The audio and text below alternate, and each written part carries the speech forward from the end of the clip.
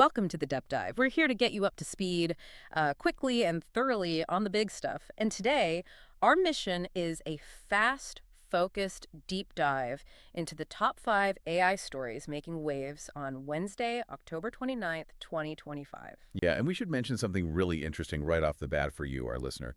This specific deep dive, the one we call the AI Daily Deep Dive, the story selection, the research, the initial synthesis, it was actually all generated by AI. Right, which is kind of the perfect way to frame just how fast everything is moving in this space. Yeah. Today's news really hits some major points of friction. We're talking social ethics, Yeah. safety standards. And huge shifts in the job market, even how people are thinking about investment. Okay, so let's unpack this, starting with a really critical one, user safety. Okay, first up, Character.AI.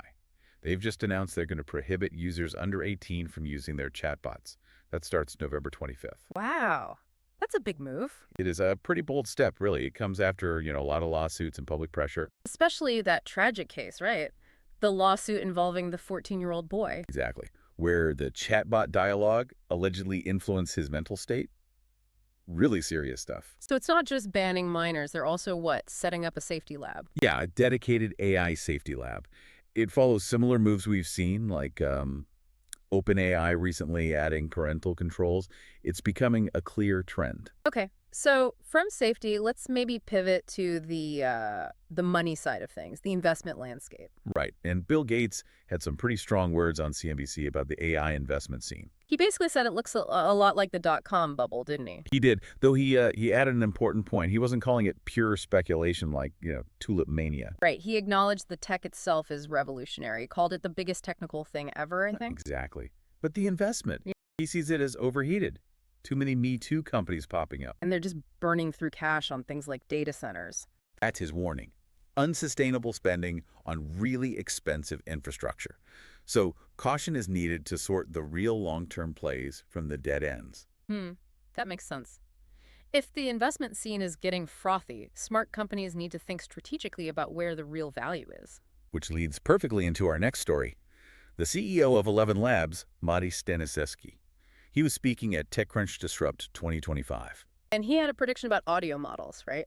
Yeah, he predicted that AI audio models are heading straight towards commoditization. Pretty quickly, too, over the next few years. Okay, so if the models themselves become kind of interchangeable, like basic utilities, No. where's the competitive edge then? It shifts completely. He argues the long-term advantage won't be the model itself, but the applications built on top, the unique user experiences. Gotcha. So 11 Labs is planning more partnerships, focusing on combining audio with other AI, like LLMs or video. Exactly. He mentioned multimodal systems, citing things like Google's VO3 as an example. So for you, the listener, it means value is moving downstream, away from just owning the core tech. Okay, let's switch gears now to the labor market, because this next one is, well, it's pretty counterintuitive. Amazon layoffs, they cut 14,000 corporate jobs. It's about 4% of their white-collar workforce. And the surprising part is who got hit, right? Middle management? Precisely, it seems AI's impact is hitting those management layers before the factory floor. Why is that? What are these AIs doing? Well, generative AI has apparently gotten really good at core managerial communication tasks. Synthesizing updates, drafting memos, summarizing meetings, that kind of churn. And here's where it gets really interesting.